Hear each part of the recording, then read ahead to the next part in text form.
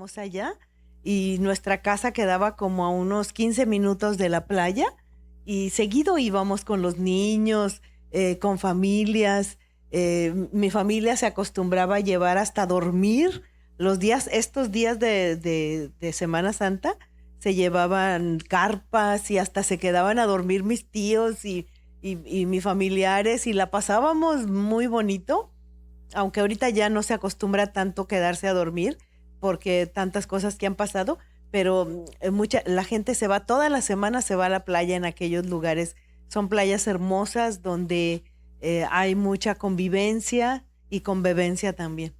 Entonces, pues qué bueno que viniste, qué bueno que estamos aquí, porque es un día especial donde nosotros lo tomamos para considerar la Escritura, considerar la palabra, que la palabra dice la Biblia que es Cristo, es la palabra, porque dice que el Verbo se hizo carne y habitó entre nosotros.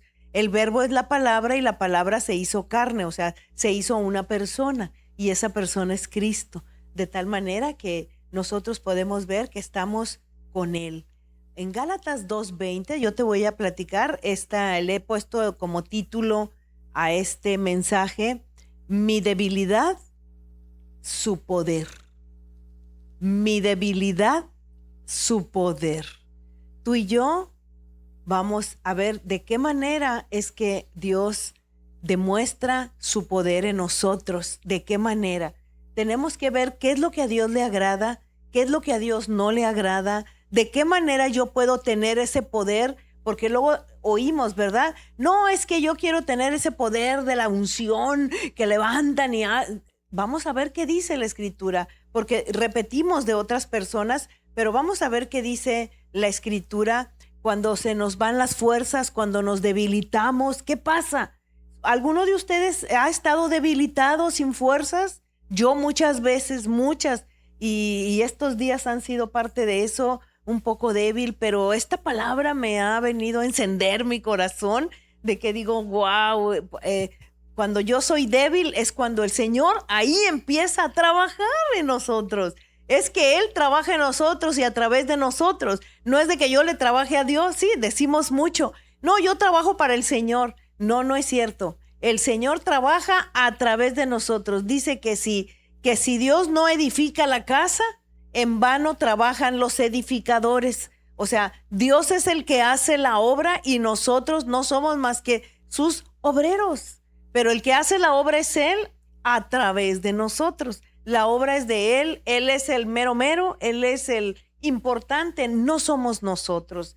El Señor, nosotros somos para el Señor, no el Señor para nosotros. Hay mucha gente que se sirve de Dios o quiere servirse. No es que Dios me tiene que conceder esto porque yo ya he trabajado muchos años en la obra. No es así. Dios no concede las cosas que yo quiero. Dios hace su voluntad y si yo hago la voluntad del Señor, yo tengo derechos aquí muy hermosos, que lo principal es que Dios, cuando tú vienes a Cristo, Él no viene a fortalecerte. Te voy a dar una noticia que a lo mejor no te va a gustar. No te viene a fortalecer, Él te viene a debilitar. Aquí lo dice. Y vamos a ver qué dice en el libro de Gálatas, capítulo 2, versículo 20, dice, con Cristo estoy juntamente crucificado. Quiero que sepan que yo por muchos años yo no quería cruces en mi casa, en mi vida, ni en colgarme nada de cruces, nada, porque yo decía, Cristo ahorita no está crucificado. Sin embargo, a través del tiempo, el Señor me ha ido cambiando mis pensamientos y mis maneras de ver la Escritura, y entonces la cruz es el símbolo de un parteaguas, que la cruz no nada más que Cristo estuvo crucificado, sino que tú y yo debemos de estarlo siempre. Él ya no está crucificado, pero para que tú y yo obtengamos la victoria, tú y yo debemos de vivir una vida crucificada. Y por eso es que ahora dije, vamos a poner la cruz más bonita que nunca, porque realmente tenemos que saber que es un parteaguas. Nosotros debemos de vivir una vida crucificada. ¿Cómo es esto? Fíjate lo que dice Gálatas 2:20. Con Cristo estoy juntamente crucificado y ya no vivo yo, mas vive Cristo en mí. y lo que ahora vivo en la carne, lo vivo en la fe del Hijo de Dios, el cual me amó y se entregó a sí mismo por mí. Él se entregó por mí. De tal manera que Dios nos va a conducir siempre a la cruz para debilitarnos. O sea, para que yo no me crea la muy. No es que yo puedo, es que yo todo lo puedo, es que yo voy a poder porque yo tengo el poder. No, ni tú ni yo tenemos el poder de nada. Nosotros no somos más que unos humildes siervos que habitamos esta tierra, pero el poder solamente es de Él. La cruz habla de la muerte y la muerte nos despoja de todo. Cuando una persona muere, ¿puede tener algo? Ya está, ya no tiene nada. Ya se quedó aquí todo y ya se fue la persona, ¿no es cierto?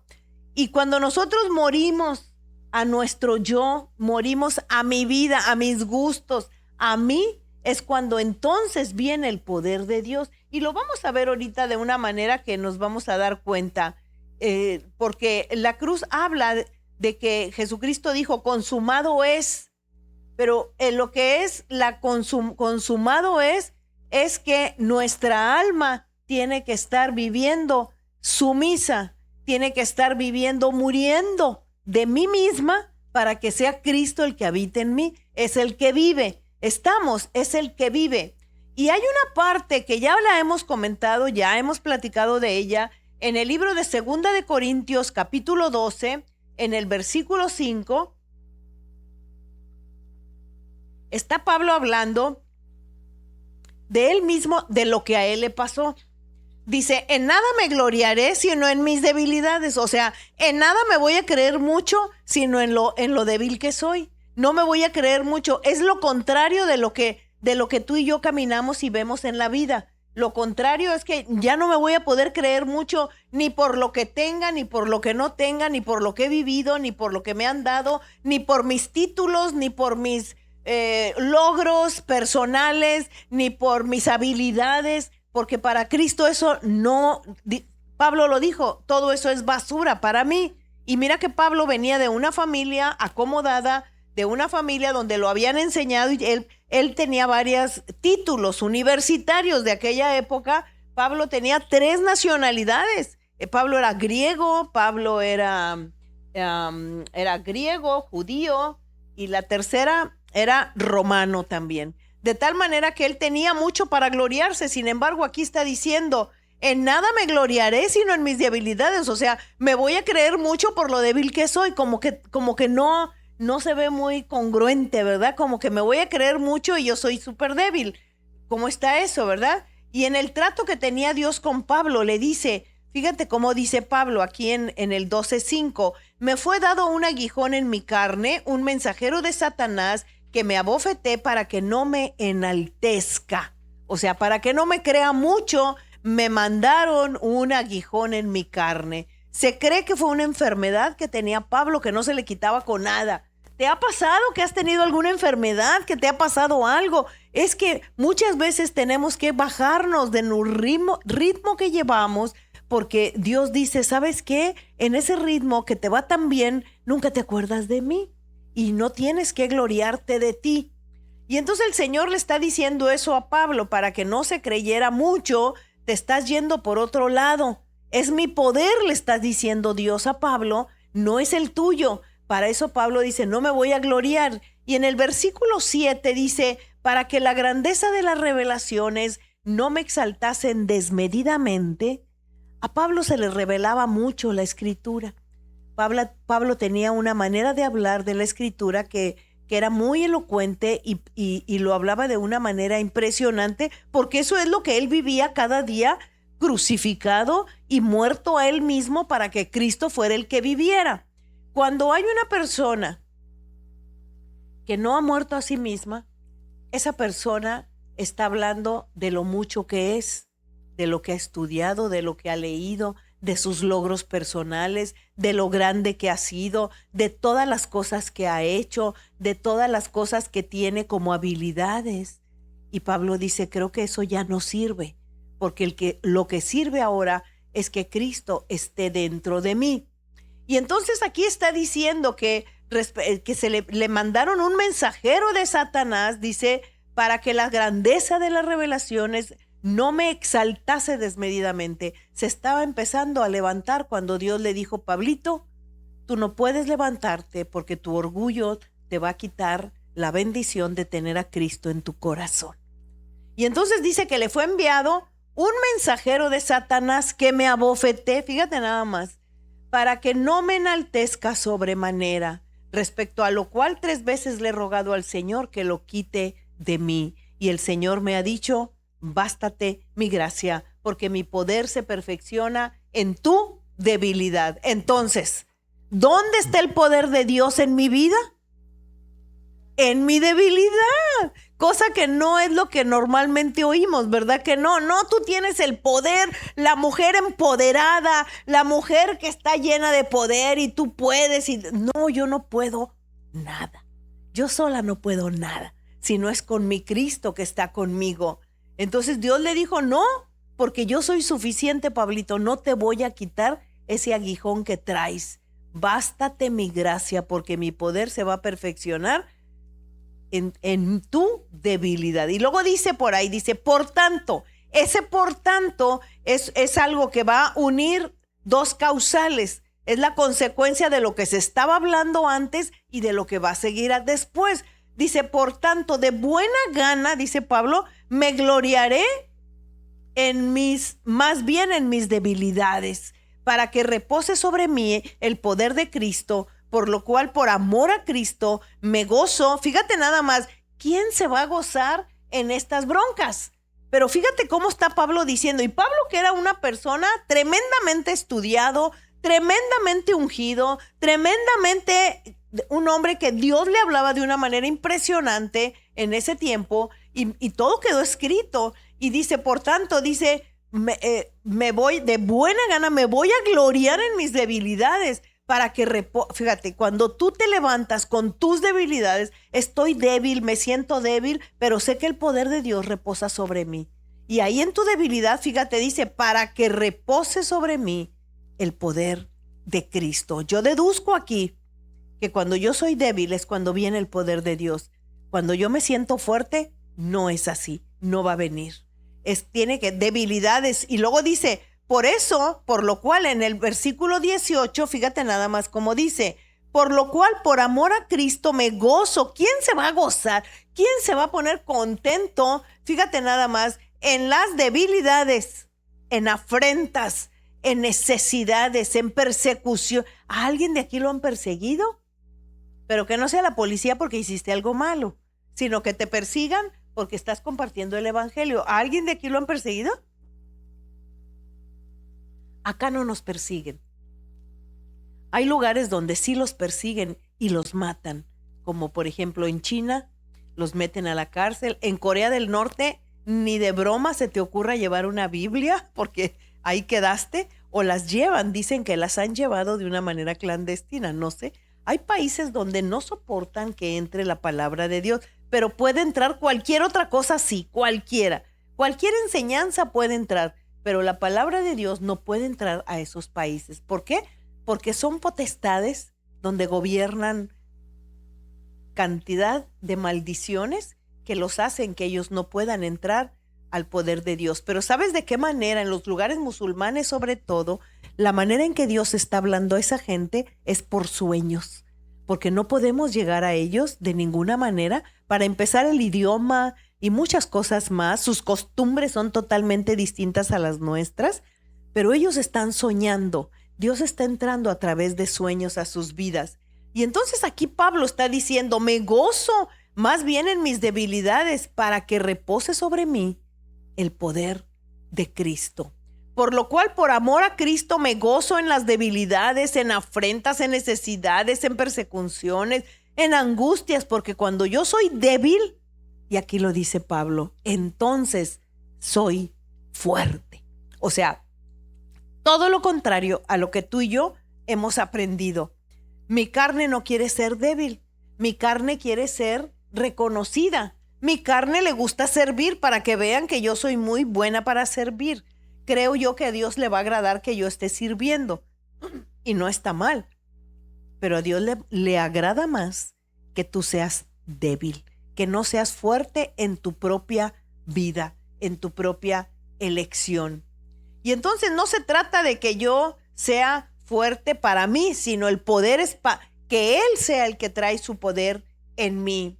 En el Gálatas 6:14, Pablo dice, pero lejos esté de mí el gloriarme, sino en la cruz de nuestro Señor Jesucristo. Aquí está la cruz, nos la vuelve a recordar. Pablo te recuerda la cruz montones de veces, que quizá otros no, pero Pablo lo recuerda y lo vuelve a sacar, sino en la cruz de nuestro Señor Jesucristo, por quien el mundo me es crucificado a mí y yo al mundo. Pablo vivía una vida crucificada. Pablo vivía donde ya no vivía él, sino era Cristo el que vivía. Y en el libro de los Hebreos, capítulo 13, versículo 21, dice, os haga aptos en toda obra buena para que hagáis su voluntad, haciendo Él en vosotros lo que es agradable delante de Él por Jesucristo, al cual sea la gloria por los siglos de los siglos. Amén. Aquí podemos ver que Dios actúa en lo que es agradable para Él. Dios se manifiesta donde tú camines agradable a Él. Hay una palabra en el Evangelio de Juan, capítulo 8, donde Jesucristo está diciendo que dice, el Padre nunca me ha dejado, dice Jesucristo, nunca me ha dejado el Padre porque yo hago lo que a Él le agrada. Ahí hay una clave poderosa. Cuando tú y yo hacemos lo que a Él le agrada, el Padre nunca nos va a dejar. Nunca nos va a dejar. Pero ¿cómo voy a saber lo que a Él le agrada? Yo tengo que saber lo que dice la Escritura y estar con Él en comunión, no en relación. Hemos dicho siempre, una relación con Dios. Tú te relacionas con una persona, con la persona que tú camines, que tú platiques, que tú te comunicas. Pero una comunión es solamente con alguien que tú ya tienes una vida más íntima, una común unión. De eso es lo que estamos hablando aquí. Y mira lo que dice en 2 de Tesalonicenses capítulo 1 versículo 11, dice, por lo cual asimismo oramos siempre por vosotros, para que nuestro Dios os tenga por dignos de su llamamiento y cumpla todo propósito de bondad y toda obra de fe con su poder. Y vuelve a hablar del poder, el poder, el poder. El poder, ¿para qué es el poder? Dice el libro de los Hechos, capítulo 1, versículo 10, dice, y recibiréis poder cuando haya venido sobre vosotros el Espíritu Santo, y me seréis testigos desde Jerusalén, Samaria, Judea y hasta lo último de la tierra. Entonces, de acuerdo a ese versículo, dice, van a recibir poder, pero ¿para qué es el poder? El poder será para que yo me haga poderosa, para que yo salga adelante, para que me vean que yo puedo. No, el poder es para testificar. Y recibiréis poder y me seréis testigos. Van a tener ese poder para ser testigos. Eso es lo que está diciendo aquí el Señor. No somos nosotros, es el poder de Dios, es el poder de Él, y esto solamente ocurre en la cruz. No hay más, es en la cruz. Cuando Adán muere a causa del pecado, ahí inmediatamente en Génesis 3:15, Dios pone el protoevangelio, le llamamos ahora en nosotros en teología el protoevangelio, porque es el primer evangelio donde anuncia la salvación de Cristo que va a venir, y dice que le va a herir en el calcañal el Satanás, pero Cristo le va a aplastar la cabeza. Desde ahí ya está proveyendo a alguien que lo va a aplastar. Y mira lo que dice aquí en 1 de Corintios capítulo 2 versículo 1, dice, así que hermanos, cuando fui a vosotros para anunciarles el testimonio de Dios, no fui con excelencia de palabras de sabiduría o de sabiduría. Fíjense que está hablando del testimonio de Dios, no de mi testimonio. Si tú te fijas, él no hablaba de los testimonios, él hablaba del testimonio de Dios. Y dice, pues me propuse no saber entre vosotros cosa alguna, sino a Jesucristo y a este crucificado. Vuelve a hablar de Cristo crucificado. Pablo hablaba del Cristo crucificado, que es el que debe de habitar en nosotros, porque mi vida tiene que ser una vida negada a mí misma, una vida donde ya no vivo yo, sino vive Cristo en mí. Dice, y estuve entre vosotros con debilidad y mucho temor y temblor. Temor y temblor. En algunos años se nos decía que el temor de Dios era reverencia. Era algo así como reverencia, respeto, era el temor de Dios. Pero yo leyendo y viendo y investigando veo que el temor de Dios es un temor fuerte, un temor muy grande a que el Señor dice que cuidado con los hijos de desobediencia porque viene la ira de Dios. Y ese es el temor más grande, que podamos nosotros llegar a esa ira de Dios. Y tenemos que tener mucho cuidado. Dice, para que vuestra fe no esté fundada en la sabiduría de los hombres.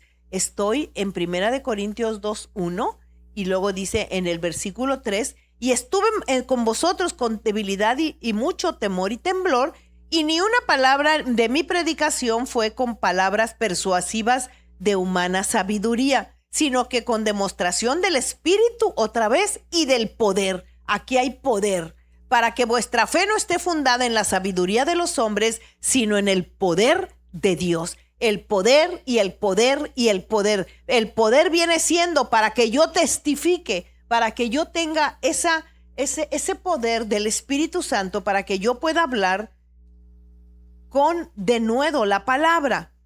Y dice Apocalipsis 19:10, yo me postré a sus pies para adorarle. Aquí está hablando el apóstol Juan. Juan escribe el Apocalipsis, Dios le revela grandes cosas y después escribe el Evangelio de Juan. Y aquí está, mira cómo está diciendo, yo me postré a sus pies para adorarle. Está hablando de Dios. Juan, que fueron las revelaciones que tuvo. Y me dijo, mira, no lo hagas. Yo soy consiervo tuyo y de tus hermanos que retienen el testimonio de Jesús, porque se inclinó hacia un ángel. Le dijo, adora a Dios, porque el testimonio de Jesús es el espíritu de la profecía. Aquí dice que Juan se postró ante un ángel que le estaba mostrando muchas cosas. Y el ángel le dijo, levántate, no te postres conmigo porque yo no soy Dios. Y entonces dice que él se dio cuenta porque el testimonio es de Jesucristo, que es el espíritu de la profecía. Y entonces Pablo se propuso solamente hablar de Jesucristo. Y yo te voy a llevar a un versículo de Isaías 66:2, donde vamos a ver a quién mira Dios, a quién mira, quién está bajo la lupa de Dios, quién está. Fíjate aquí, si tú tienes tu Biblia, subráyalo, porque esto es oro puro para darte cuenta a quién mira, de quién está pendiente Dios. Isaías 66:2 dice, mi mano hizo todas estas cosas, y así todas estas cosas fueron, dice Jehová.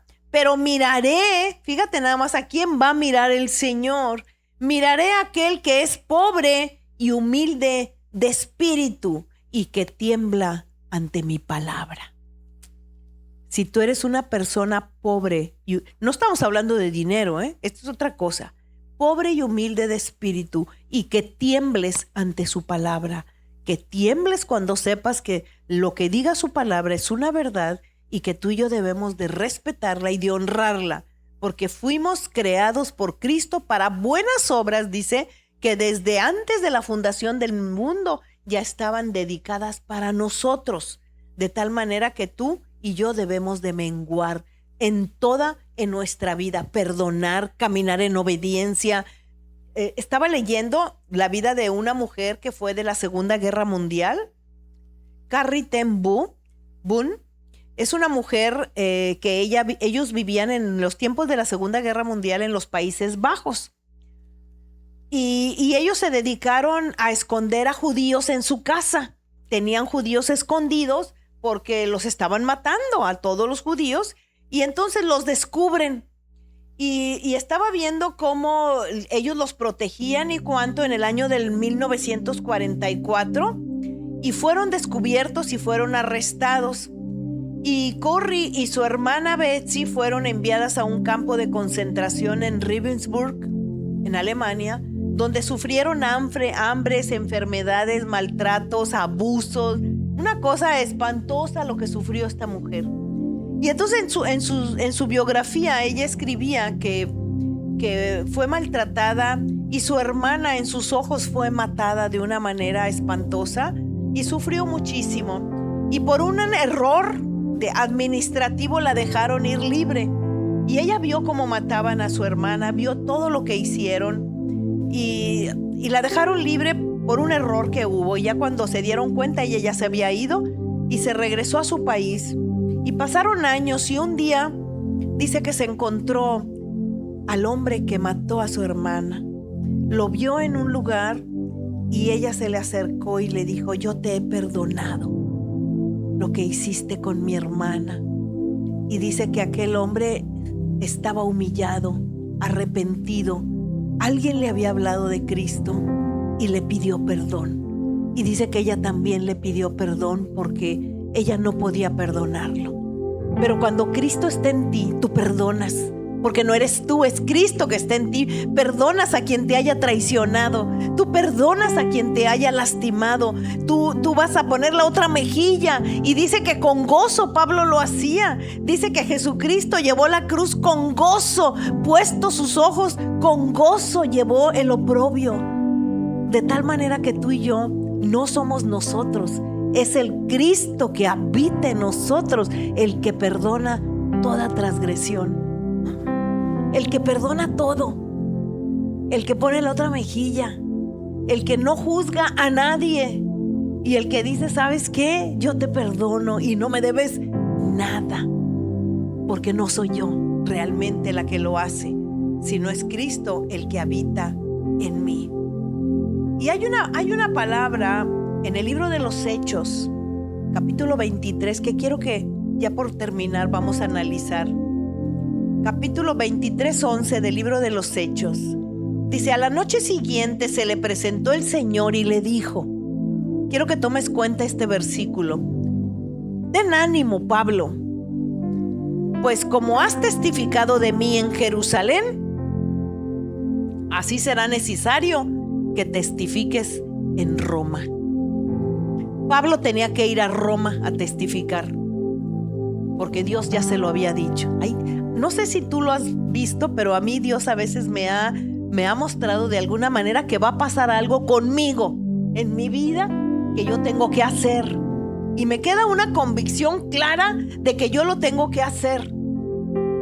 Y mira lo que pasa aquí.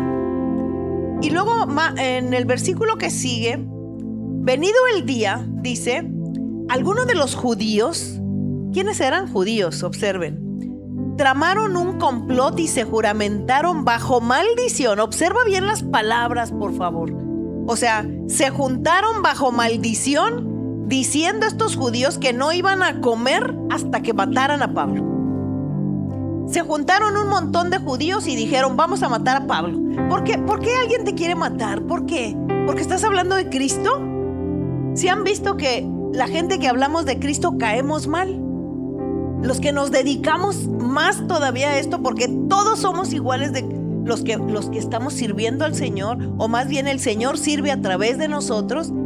La gente que no es de Cristo no nos quiere y no te van a querer. El que no es de Dios no puede oír, dice la Escritura. El que es de Dios, las cosas de Dios oye, y el que no es de Dios no puede oírlas, dice. Aunque están en las iglesias, dentro de las iglesias hay gente que no quiere. Oye, pero se le mete por aquí y le sale por acá. No se queda en su corazón y no quiere oír hablar de Dios, mucho menos vivirlo. De tal manera que había aquí todos estos, estamos hablando de los que estaban escuchando de Pablo. Ellos escuchaban, se juntaron un montón para matarlo.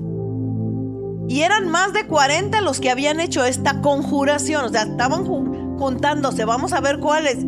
Y entonces dice que fueron a los principales sacerdotes y a los ancianos y les dijeron: nosotros nos hemos jurado bajo maldición a no gustar, o sea, no iban a comer hasta matar a Pablo. O sea, ¿quién hace eso? ¿Tú harías eso? Bueno, para empezar, yo no no tengo corazón para matar a nadie, ¿verdad? Pero estos querían matar a Pablo porque era el que hablaba más fuerte la palabra de Dios. Y entonces dice que no iban a comer nada. Pero hubo un niño. Fíjate cómo Dios se vale de todo. Hubo un niño que oyó que iban a matar a Pablo. Y entonces pa' pronto ese niño, que era su sobrino de Pablo, no nos dice cómo se llamaba el niño, era hijo de su hermana de Pablo, no sabemos el nombre de la hermana tampoco. Yo me anduve buscándolo por todos lados y nunca encontré el nombre de la hermana. Viene el niño y le dice a Pablo: Pablo, te quieren matar, no van a comer esta bola de judíos porque te van a matar. Y entonces Pablo le dice: mira, ve acá, ve al tribuno y les dices acá, y va. Y entonces aquí vemos lo que pasa. Dice el 16: mas el hijo de la hermana de Pablo, oyendo hablar de la celda, fue con Pablo, y dijo el tribuno, el del 19, tomándole de la mano y retirándose aparte, le preguntó: ¿qué es lo que tienes que decirme? O sea, lo aceptaron. ¿Cómo le creyeron a un niño? Le creyeron, ¿cómo ves?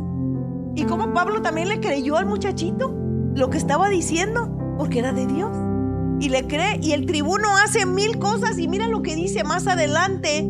Y él les dice todo lo que estaba pasando. Y entonces en el 23 dice: y llamando a 2 centuriones, mandó que preparasen para la hora tercera de la noche. Lo sacan de ahí de donde estaba Pablo. Pero no lo sacan solo, mira con todo lo que lo sacan. 200 soldados para Pablo nada más. Observa, por favor. Fíjate lo que dice. La palabra es preciosa. Es preciosa. Mira nada más, dice: y llamando a 2 centuriones, mandó que prepararan para la hora tercera de la noche, o sea, ya bien noche, para que no se dieran cuenta los que estaban muertos de hambre, para matar a Pablo. Fíjate nada más. Y que prepararan cabalgaduras en que, poniendo a Pablo, lo llevaran a salvo al Félix, al gobernador. Y escribió una carta en estos términos. Y ahí se pone la carta que le está mandando al gobernador de donde estaba en Cesarea, una ciudad que está más pegada a la costa, ahí en Israel. Lo que te quiero decir es que lo sacan de ahí. Lo sacan y se va. Y lo llevan a Pablo en la noche porque lo acusaban. Y entonces dice el 31: y los soldados, tomando a Pablo como se les ordenó, le llevaron de noche a Antíparis. Y al día siguiente, dejando a los jinetes que se fuesen con él, volvieron a la fortaleza.